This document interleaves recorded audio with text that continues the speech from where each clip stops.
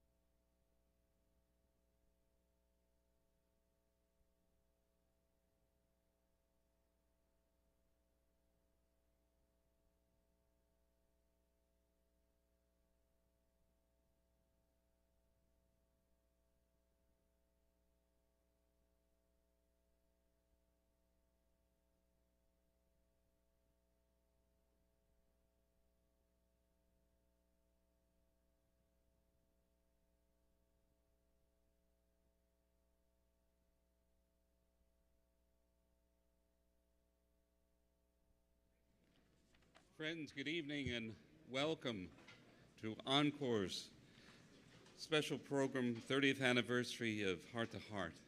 I'm John Fraser.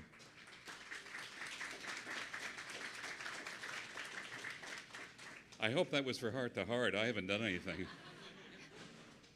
Indeed. It's a wonderful privilege to be able to be here tonight to welcome you. Aside from being pastor of St. Malachy's, the Actors Chapel, I have the happy privilege to be Encore's landlord. And so they say every once in a while we can trot you out and have you come down and smile and say nice things. And I'm always happy to do it because I don't even have to think of the nice things. I hear about them all the time throughout the streets of New York, throughout other activities that we participate in, whether it be religious, whether it be secular. People know about the good work of this place. They know about the spirit and the heart that's here. So I have the privilege tonight to take just a moment to address the deity and to ask a blessing upon what it is that we do here this night. Good and gracious God, you reveal yourself because you remind us in your word that you hear the cry of the poor. And in that cry, you inspire the minds and hearts of so many to come forward and to allow your voice to be revealed in their love, their actions, their concern. Send your blessings upon Kathryn, upon Dan, upon Monsignor Kevin, who are honored this night. But pour forth your blessings and strength on those who continue the good work of Encore, the administration, the staff, the volunteers. But most importantly, let your abundant blessing be upon those who we are privileged to call benefactors. Because of what they do in hearing the cry in their own way, they allow all this good work to come to fulfillment in your providence.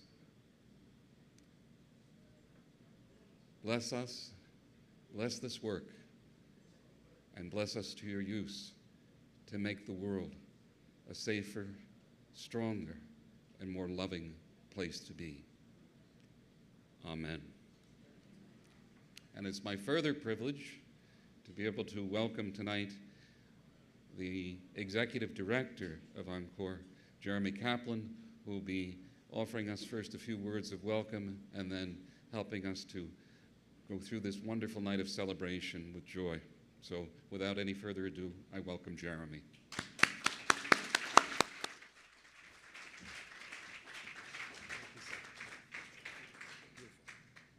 Hi, good evening, everybody. It's Father Fraser. Thank you, Father Fraser. That was beautiful.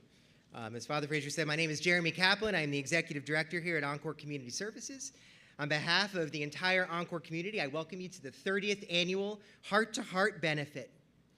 As many folks know, we serve 500,000 meals to about 1,500 older New Yorkers on the west side of Manhattan every year, and most of those meals are scratch cooked right here in this building, actually right on the other side of these drapes in Encore's kitchen.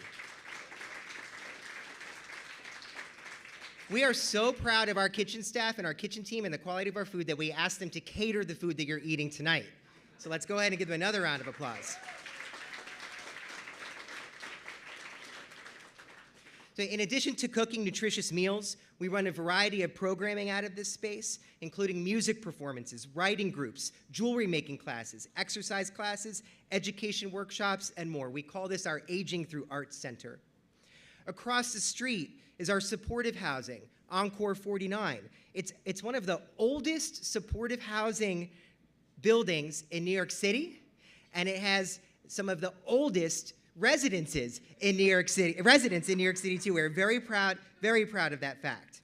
And just a few blocks away is Encore West, our affordable housing, where we are, as we speak, launching our second older adult center, which we will call our Lifelong Learning Center.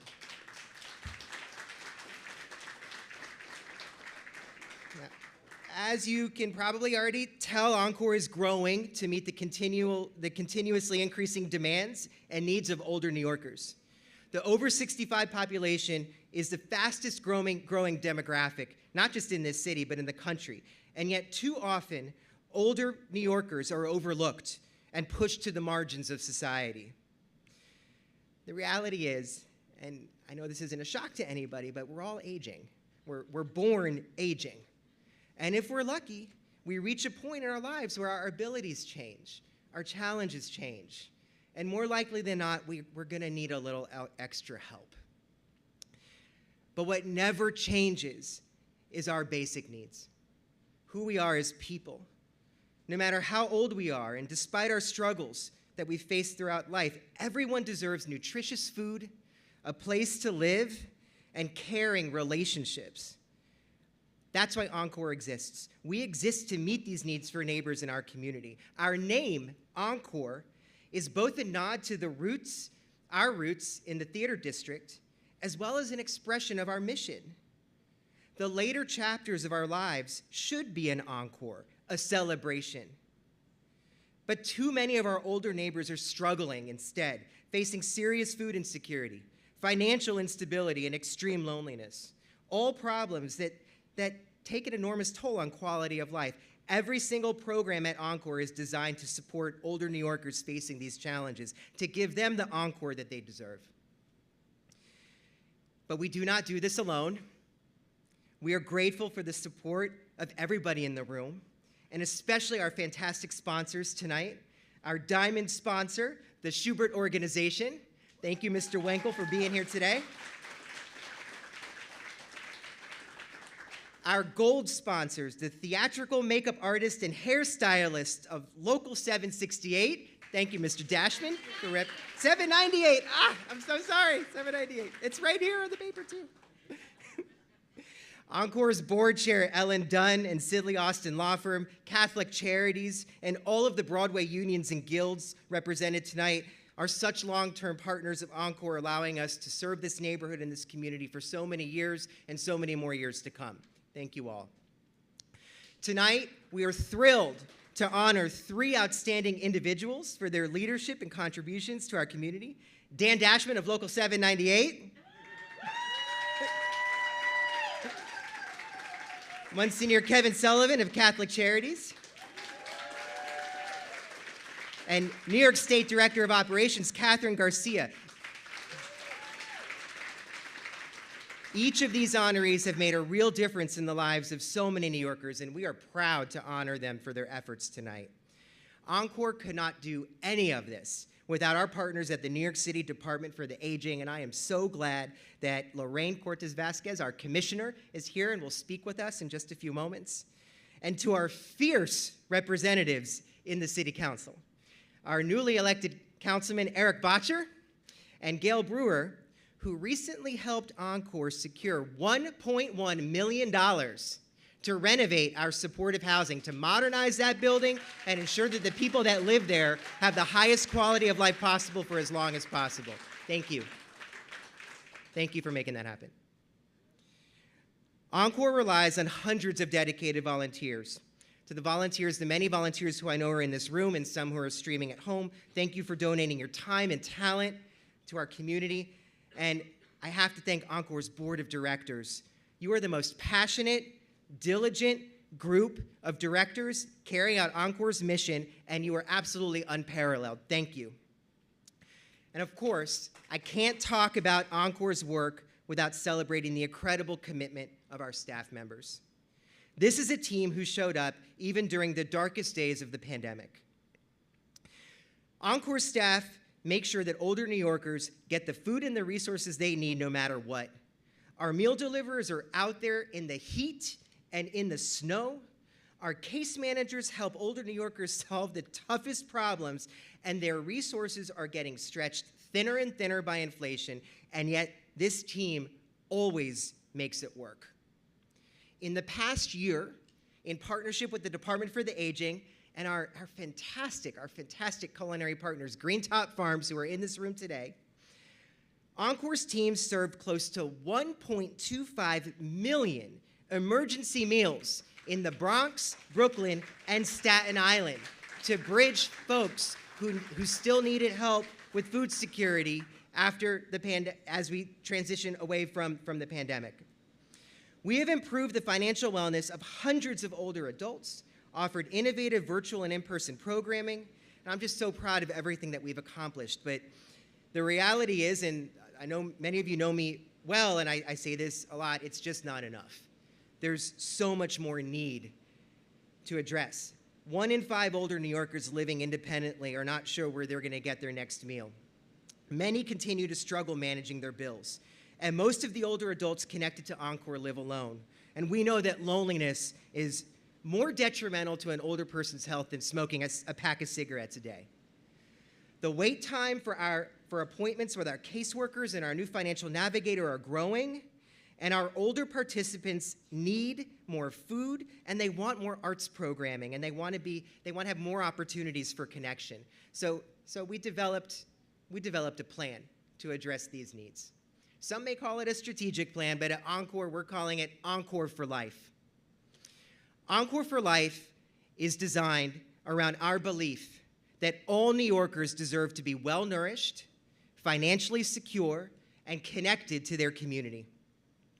Over the next 5 years, Encore for Life will focus on 3 areas that are fundamental to successful aging: access to nutrition, financial wellness, and social connections.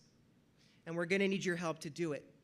Through Encore for Life and through your support, Encore will scale our nutrition program to sustain at least 1 million meals a day. We are no longer going to deliver just 1 meal a day. We're going to do 2 or 3 because we know older New Yorkers need it. We will grow Encore's financial wellness program to ensure that everybody knows how to balance their budget and manage their bills month to month. And we will create an aging community core made of volunteers trained to connect isolated seniors with our vibrant programs. This has already been a long introduction, so I'm going to transition over to a video that's going to explain more about our plan, about Encore for Life. But make no mistake, this plan is ambitious, it's big, it's bold, but I know we can do it. I know we can do it because we have a phenomenal community, and you can see that just by the folks who are here in the room. Encore has a phenomenal board, and we have an incredible staff. And I was just talking to Ms. Garcia about this, when she came in. New Yorkers, we come together and make it happen. You've already contributed for tonight. Thank you for being here. I ask you to please reach deeper. This is a fundraiser, and contribute again. We tried to make it easier for you. There's a barcode on the back of your programs, and there are envelopes at your table. Every little bit helps. Every big bit helps even more. And just thank you. Thank you for being here. Thank you for your contributions. Every one of you is helping to make an older New Yorker have an Encore for Life. Thank you.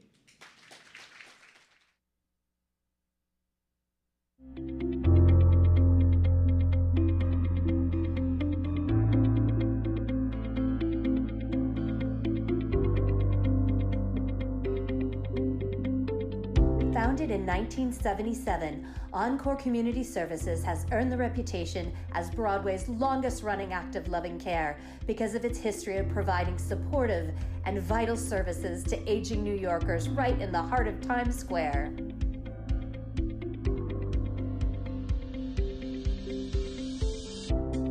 Encore's programs are designed to provide for the basic human needs of food and shelter and to meet the physical, psychological, emotional, and social needs of older adults. So people come here to meet friends, to have a good meal, to have activity, to have enjoyment, entertainment.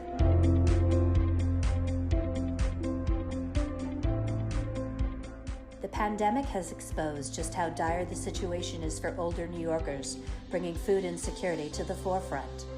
First, they provide a very good meals. The meals here are very good because they're really like home cooked. You know what I mean?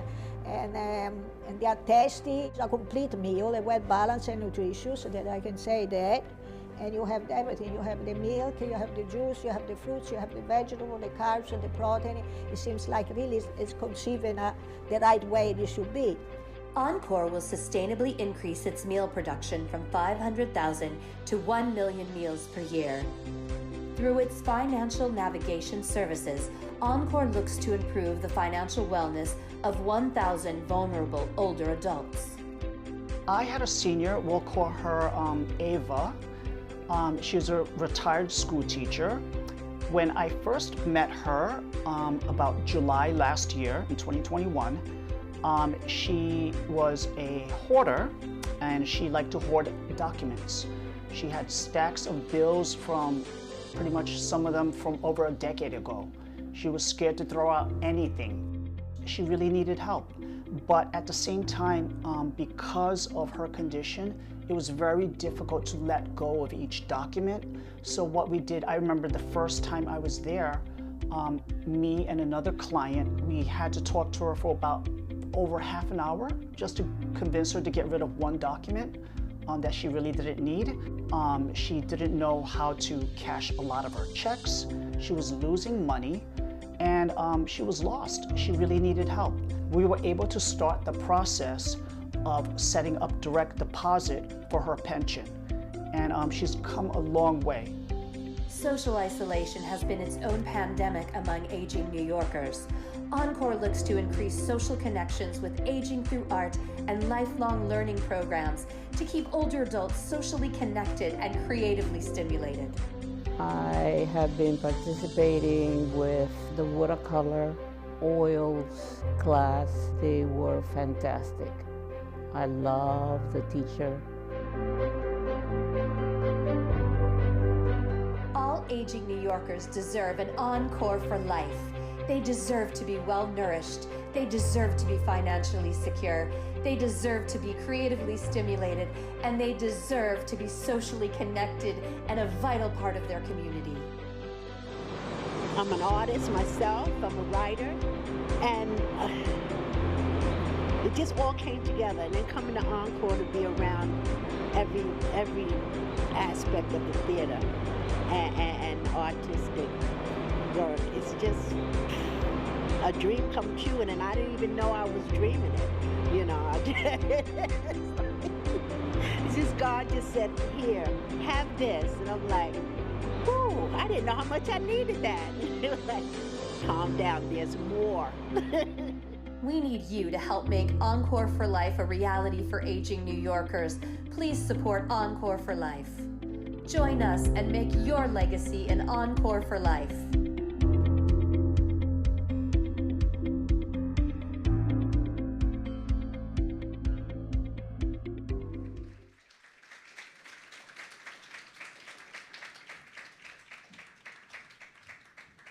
Thank you, and it's my pleasure to now introduce the Commissioner of the Department for Aging, Ms. Lorraine Cortez Vasquez.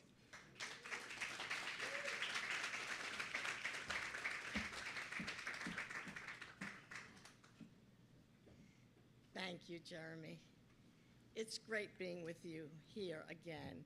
Can you hear me? Oh, no, I ruined it. At Heart to Heart's celebration. All right, this is about as No one has ever told me to be louder.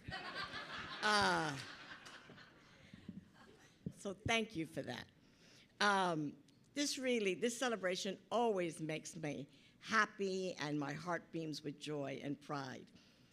Jeremy, I was really impressed by, not that anything you do, everything you do always impresses me, but most importantly about this vision, because it's so aligned with the vision that we've had, a 5-year strategic plan, and yours is a 5-year strategic plan, to make sure that older adults age in place. That is what this is about. So Jeremy has asked each one of you to dig deep and be generous. I'm going to ask you the same thing. This is a program that's worth investing in, so thank you all for being here, but continue giving. Since 1977, Encore has been providing socialization, food, support to older adult communities in the Hell's Kitchen and Broadway community.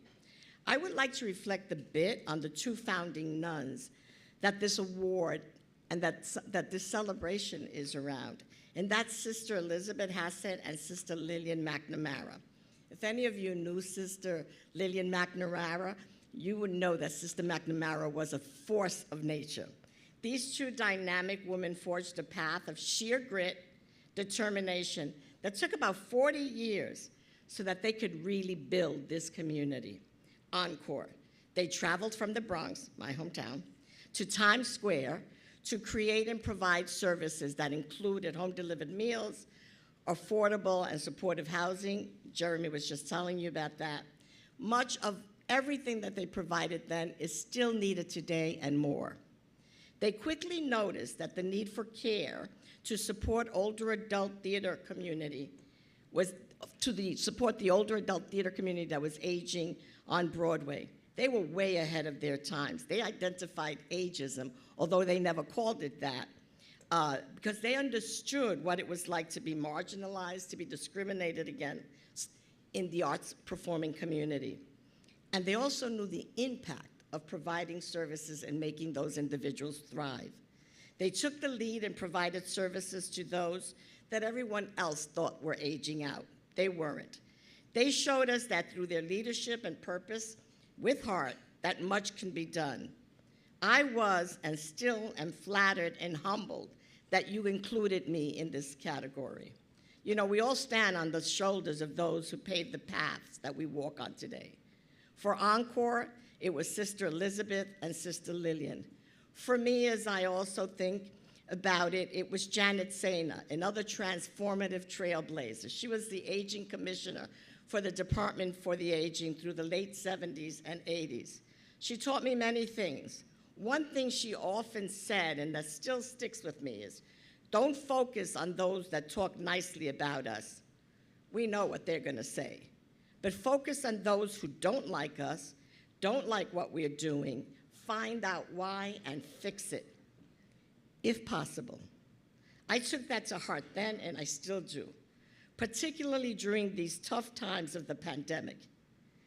Yeah, we had a few critics, and as a result, we grew and improved with our network. It has taken a village of committed individuals to get us through these extremely difficult times.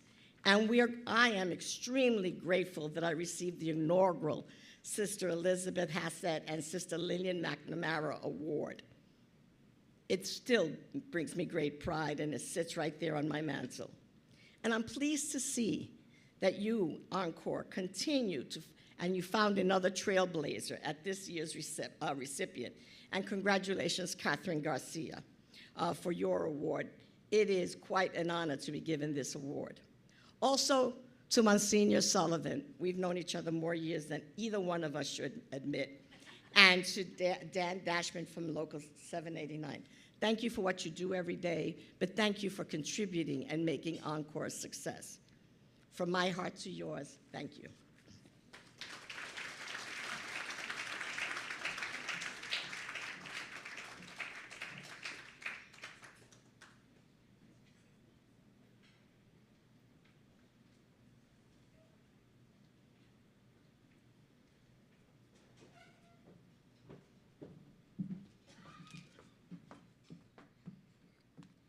Thank you, Commissioner. We are especially honored to have Commissioner Cortez Vasquez with us this evening, as she was last year's inaugural recipient, as she said, of our first award of the evening, the Sister Elizabeth Hassett and Sister Lydia McNamara Leadership with Heart Award. So since our earliest days in 1977, as the Commissioner mentioned, Sister Elizabeth and Sister Lillian, alongside the late Father George Moore, championed older adults and built our organization up from the scrappy soup kitchen to the multi-service, non-sectarian agency we are today, providing life-saving meals, supportive housing, lifelong learning, connection to the arts, virtual programming, and more to all of our aging neighbors and friends from across New York City. We are humbled to continue their legacy. We strive each day to follow their example by delivering innovative and engaging programs and providing diamond standard service to older adults. This award is annually presented to an outstanding woman in the private or public sector who is a visionary leader, who has worked diligently to give back to others in need, and who has dedicated their life to making a better, more inclusive New York for all. So now we want to invite New York City Councilman Eric Botcher to the stage for the proclamation.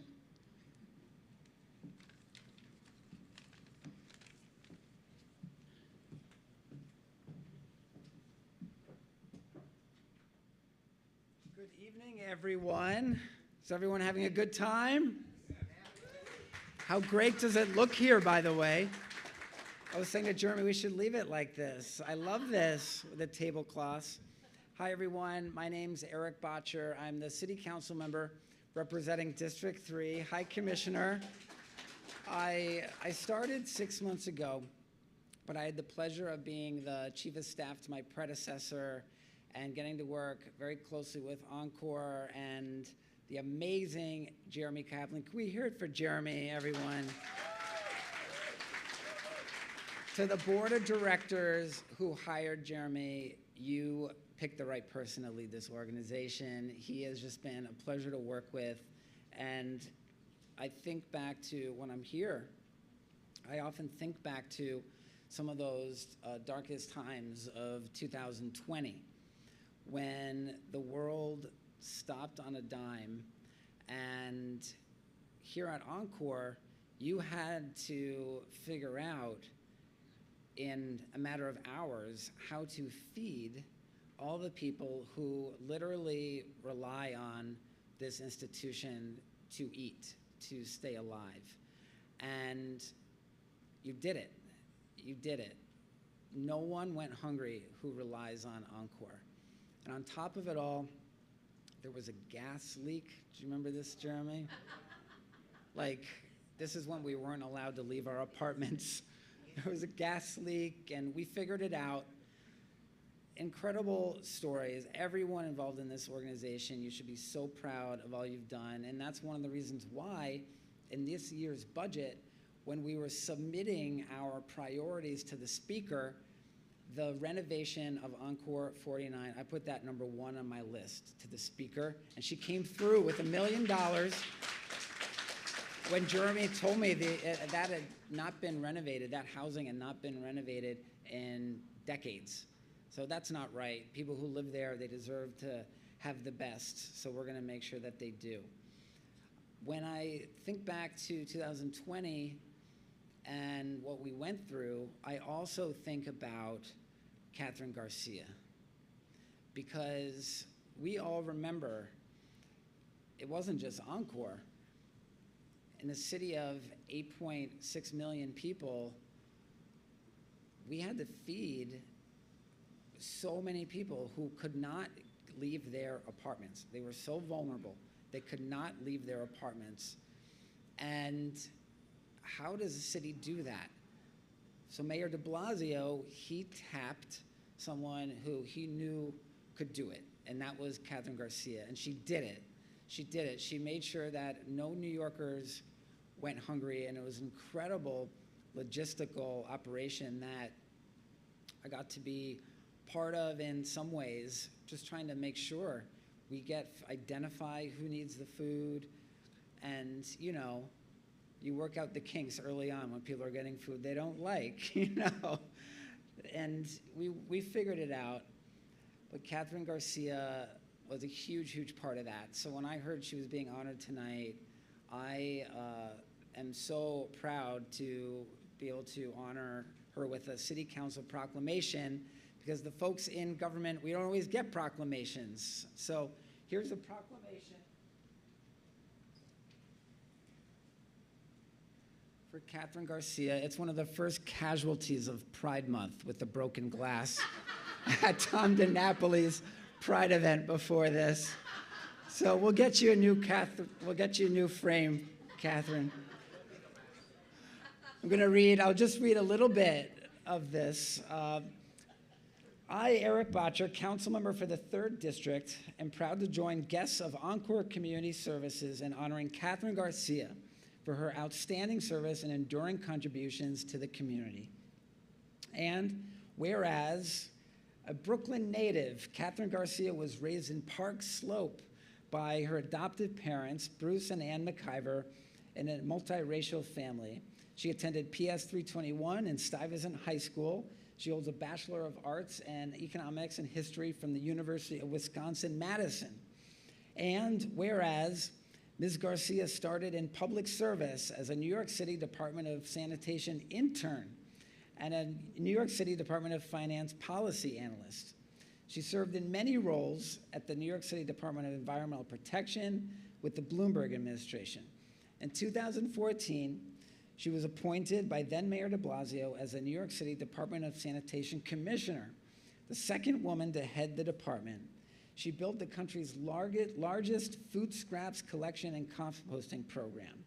In 2018, as a senior advisor for lead prevention, she produced Lead-Free NYC, a comprehensive plan to eradicate childhood lead exposure at NYCHA and in private homes. In February 2019, as CEO and interim chair of NYCHA, she prioritized improving lead paint compliance, safety, quality assurance, and finances. Whereas, after she was named Food Czar in March 2020, the outbreak of COVID-19 pandemic, Ms. Garcia ensured that thousands of aging New Yorkers and other vulnerable populations were able to access food that they needed to survive. Over 1 million meals a day were served at the height of the pandemic. That deserves a round of applause. Only in New York could we do that. Under her leadership, 130 million meals were distributed. Whereas in 2021, Ms. Garcia was appointed Director of State Operations by Governor Hochul in recognition of the high quality of her work as Sanitation Commissioner, as CEO and interim chair of NYCHA, and as the city's food czar. Ms. Garcia has truly distinguished herself as an outstanding woman in public service and is worthy of the esteem of all New Yorkers. Now, therefore, be it known that I, Eric Botcher, council member of the 3rd District, gratefully honor Kathryn Garcia for her outstanding service and enduring contributions to the community, signed this 21st day of June in the year 2022. I think we'll be giving her the actual award now too, right?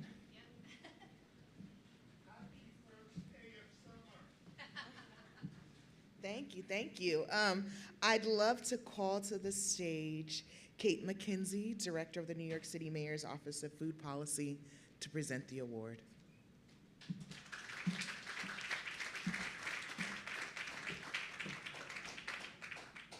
Thank you so much. It's breathtaking to remember and still experience the very real feelings of working together with Kathryn to execute on all of those meals that were delivered. My name is Kate McKenzie. I'm the Executive Director of the Mayor's Office of Food Policy. I have the privilege and responsibility of executing on our mayor's food policy ambitions. I'm taken back to March of 2020, and it started with our Department of Aging. It started with thinking about what's going to happen if our older adult centers cannot serve congregate meals. That was the big if. How would they transition to delivering grab-and-go meals, and then home-delivered meals? And then the big breath taker, what if everyone has to stay home? We read the tea leaves.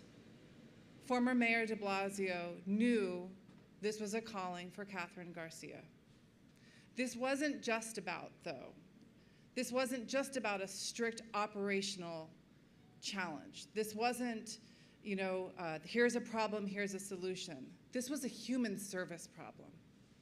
This was a problem of dealing with cultural appropriateness of food.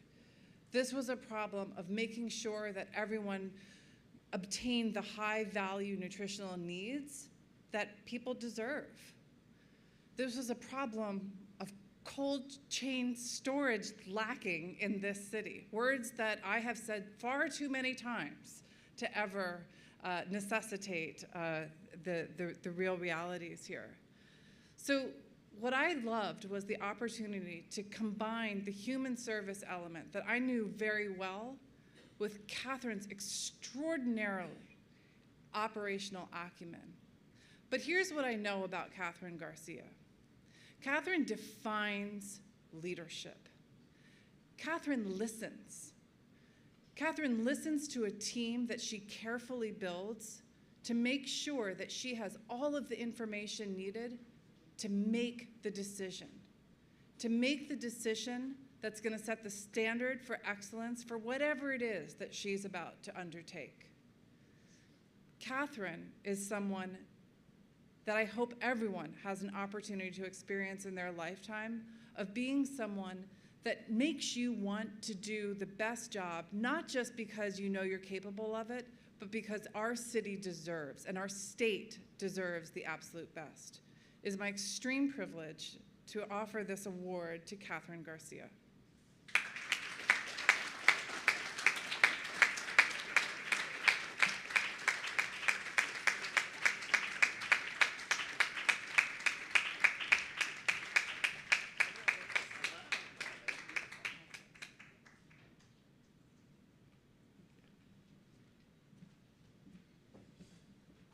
Congratulations. That was beautiful. And the beginning of it was pretty fun. Thank you. Well, I could not be more proud to be here, and that was two fabulous introductions. I'm just going to take a moment and go completely off script in a completely different direction, because I today am in Father Pete's church, and while he has been gone for us for many a year,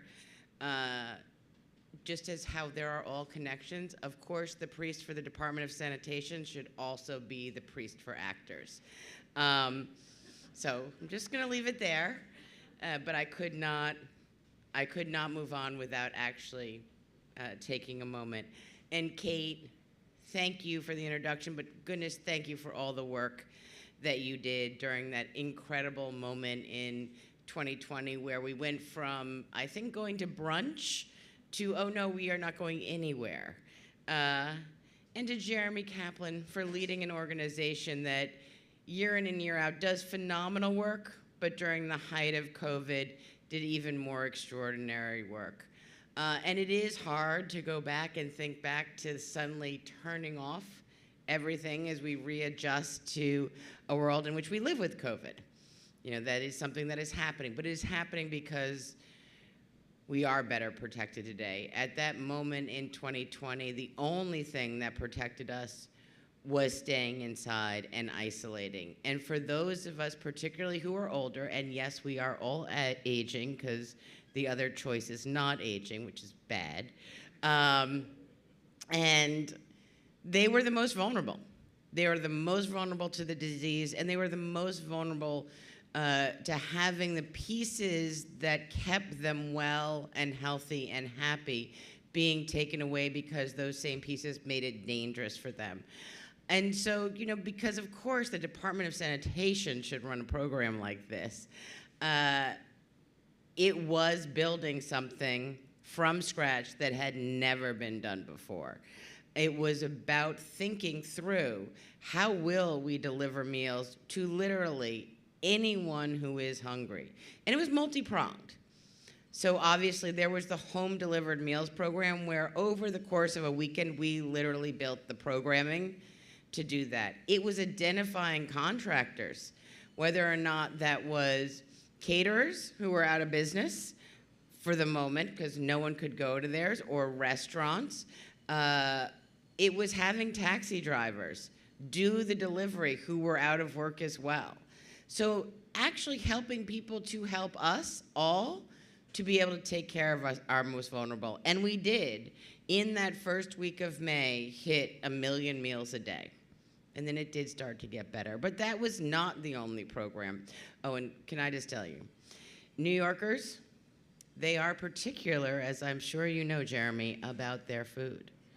They do provide feedback. I felt sometimes like whether or not I was going to get a Yelp review during the middle of COVID. Why'd you send me chips? I like the one with the lemon and the olives, but I don't like the one where it comes frozen but not fresh. So it was meeting every New Yorker's demands, and for a city that is this foodie, there were lots and lots of demands. But it was also ensuring that we were completely open to everyone, that we did not require documentation. You went online or you called 311 and you said you were hungry and you were being impacted by COVID, there was no checking of documentation. There was no making sure that you were a citizen. Anyone and everyone then just got food delivered, because that was the right thing to do.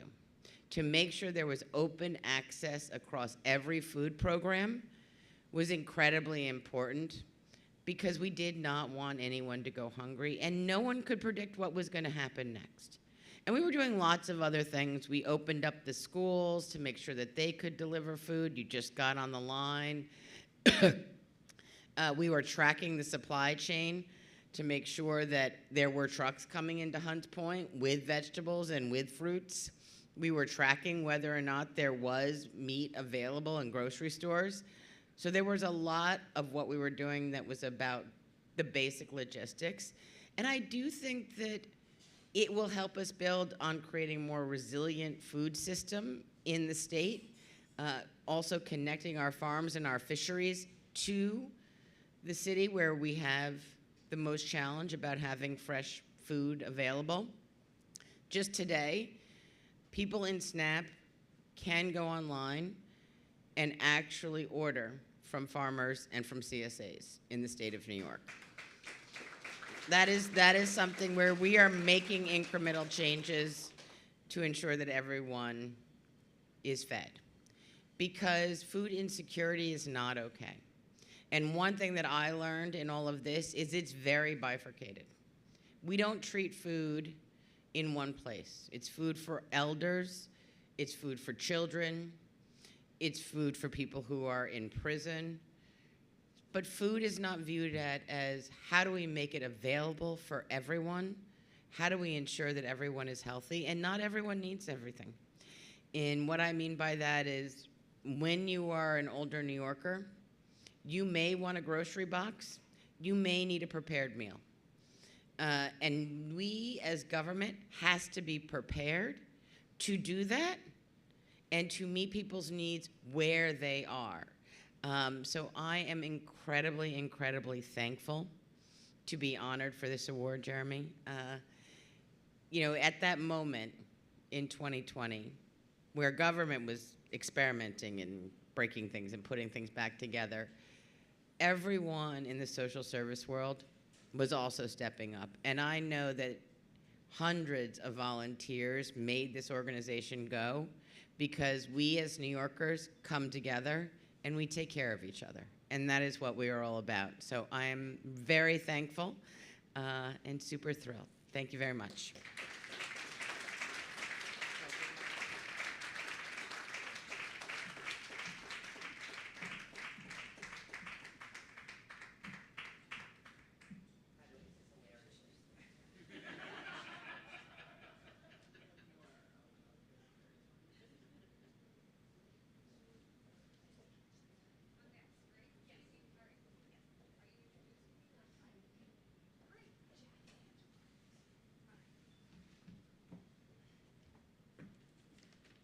Hello, everybody. I'm Pat White. I am the Director of Education and Training for the IATSE International. We're the union behind entertainment. And I'm also the President of Theatrical Wardrobe Union, Local 764. And I'm here to present the, I gotta put these on, the Heart to Heart Community Impact Award to Dan Dashman. Daniel D. Dashman, because it's an award, right? So we'll be formal. It took me a long time to figure out what I was going to say to you all about Dan Dashman, because I could say a lot of things, Dan. This is what I'll say. When I was young, I really admired clever people. Clever people. I'm getting older, and I admire kind people. And Dan Dashman is both clever and really kind.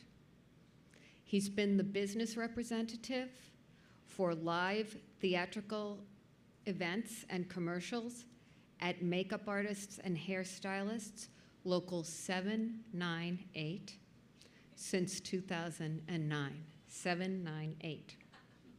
He's also a 47-year member of Theatrical Protective Union Local 1, and his union kin from Local 1 are here in force to support him tonight.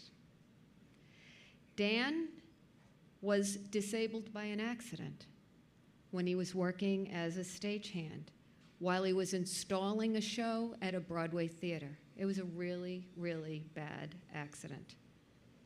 And that would have been it for a lot of people. They would have been home. They would have been home.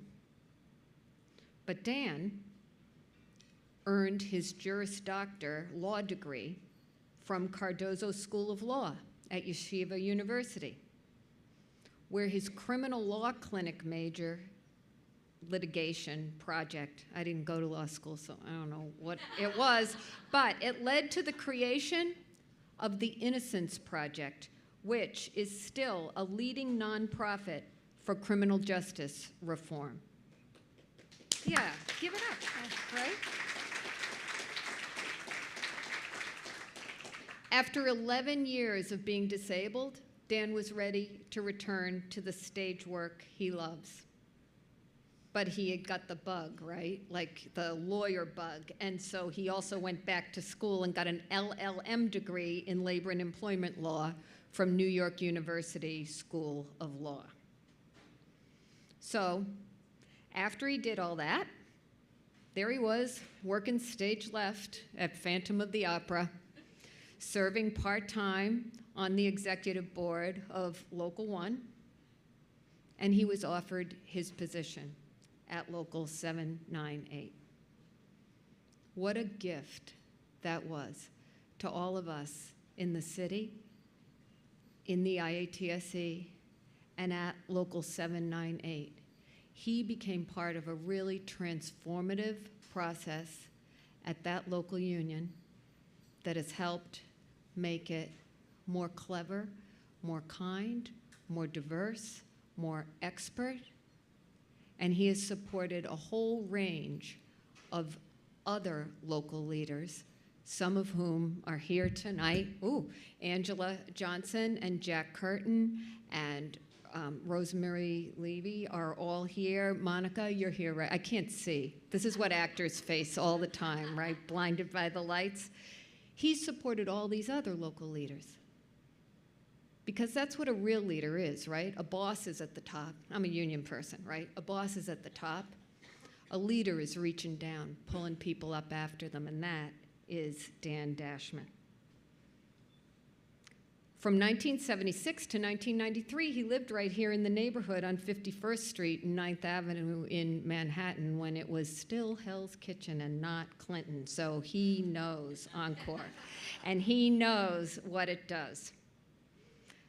So I started out with a remark that was really a sort of a quote from a great rabbi, Abraham Joshua Heschel about being clever and being smart. But we are here in St. Malachy's. So I'm going to end with a quote from Mother Teresa. She said, "Give the world the best you have. It may not be enough. It may never be. Give it anyway." That's what Dan Dashman does every day. He's my friend, and I couldn't be more proud and happy to present the Encore Heart to Heart Community Impact Award to Dan Dashman. Dan.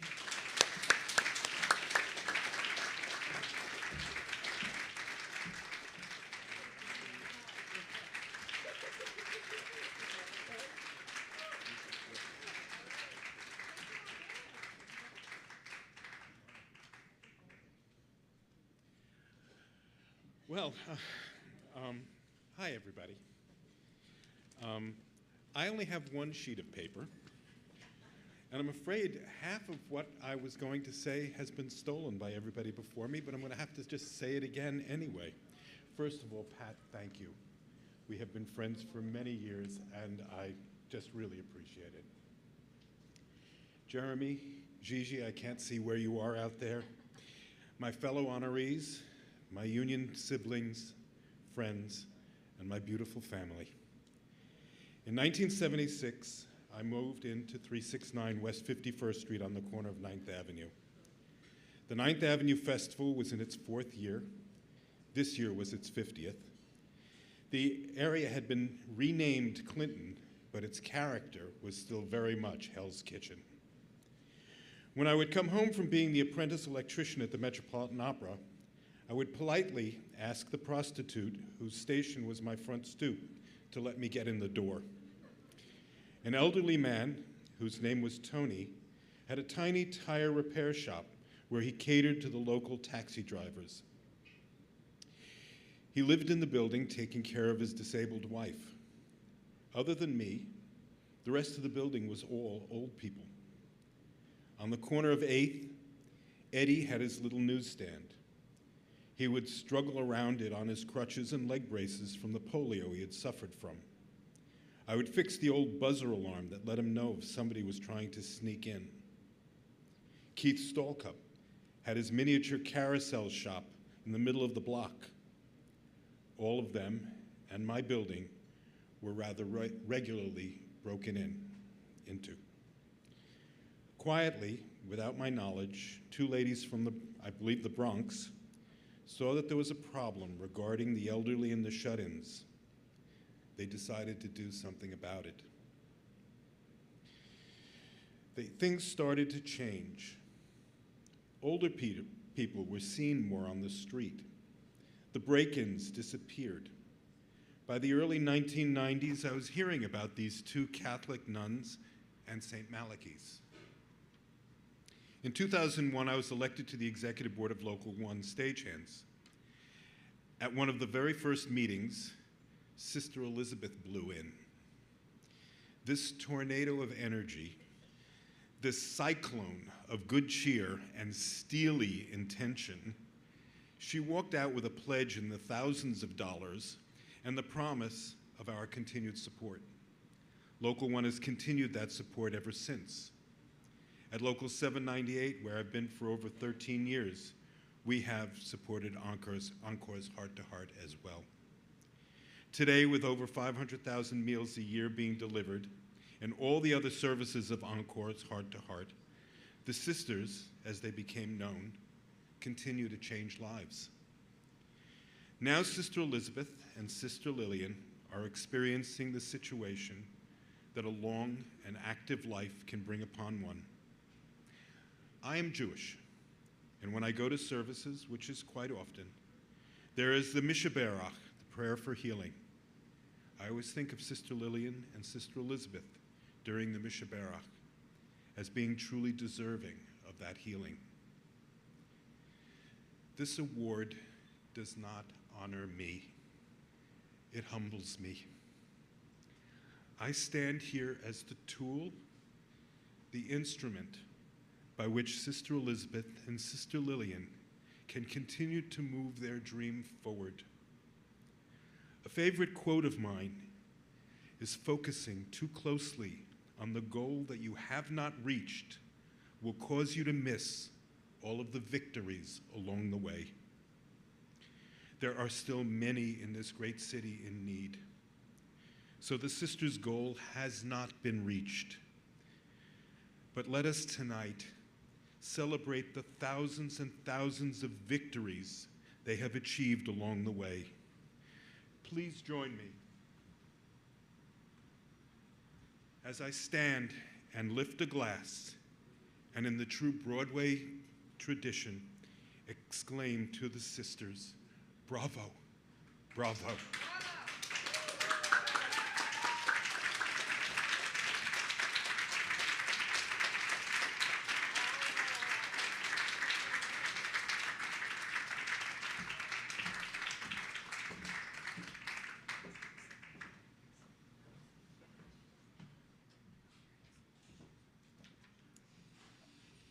Wow. Hi again.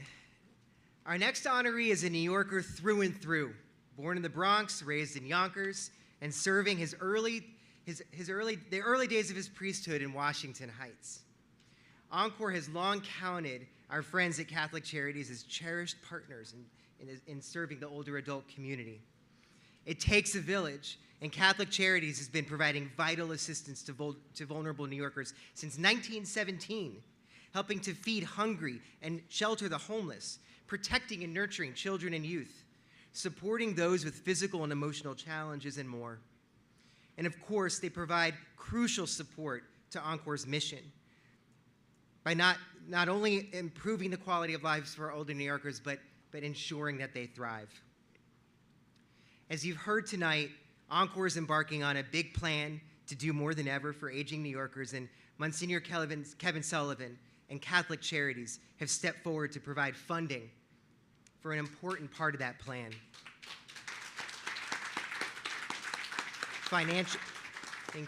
Financial security. Thanks to a grant from the Alfred E. Smith Foundation and Catholic Charities, Encore has been able to create a new financial wellness program, which is anchored by our financial navigator, Michael Wong, who you saw in the video. From the moment he began a year ago, Michael has had a growing list of clients, showing just how needed this service is among vulnerable New Yorkers.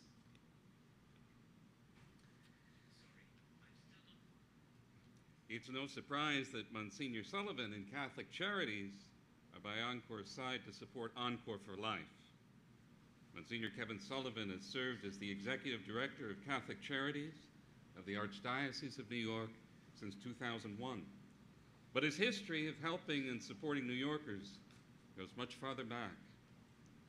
During the 70s and 80s, when Monsignor Sullivan served as a parish priest at St. Elizabeth's Church in Washington Heights, he co-founded the Washington Heights Inward Coalition and the Northern Manhattan Improvement Corporation, two neighborhood development organizations that continue to thrive to this very day.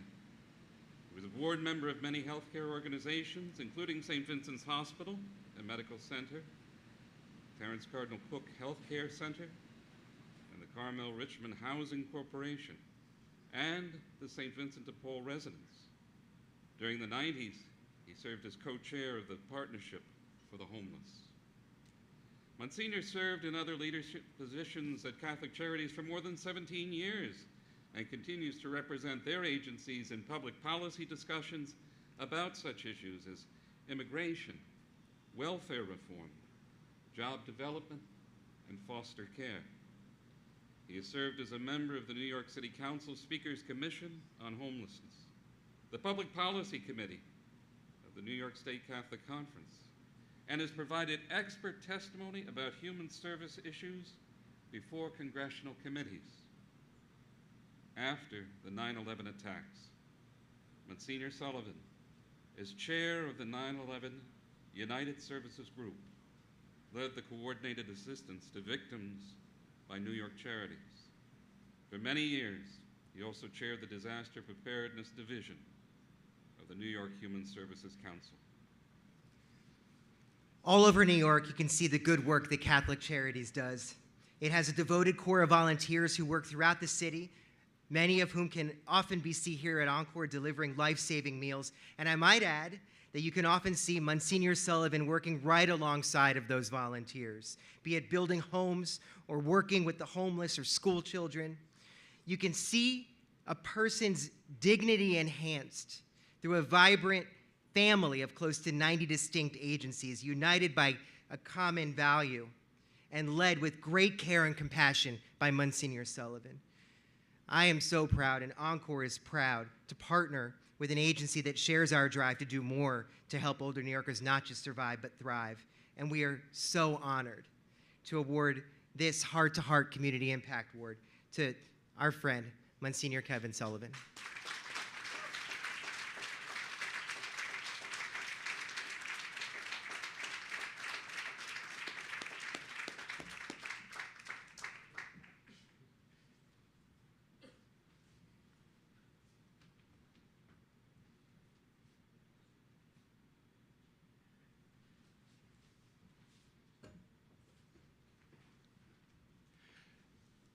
Jeremy, John, thank you so much.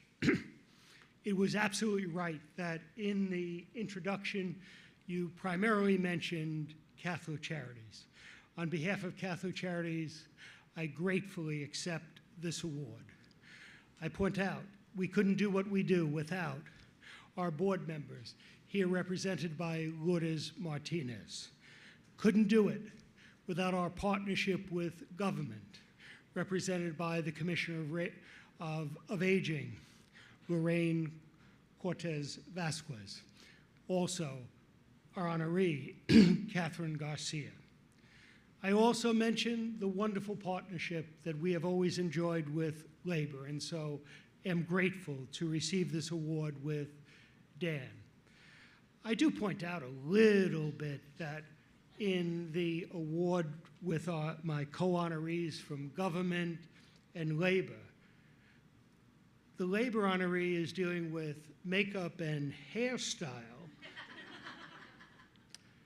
And we know Kathryn's biggest claim to fame around this town was picking up the garbage, but did it well, and did it so magnificently. And I point out our staff here from Catholic Charities, and I just mentioned Talia Lockspizer.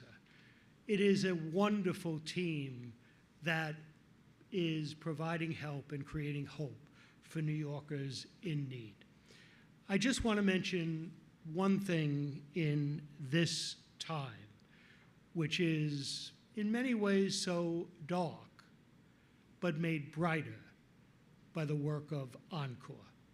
Made brighter by the work of Encore because Encore is not afraid to reach out and to partner, even at times with people who on other things may tremendously disagree. And that is why Encore is such, we consider at Catholic Charities, Encore such a wonderful affiliate of Catholic Charities. Because in this day, when we know that our world is far too divisive, in which there is far too much hate, far too much vitriol, that we stand here together with Encore to reach out a hand across those divides that too many want to make part of our world. And so again, I say thank you for this award, but more importantly, thank you for the work that Encore does to make us a more just and a more compassionate New York. Catholic Charities is pleased to be part of that work. Thank you.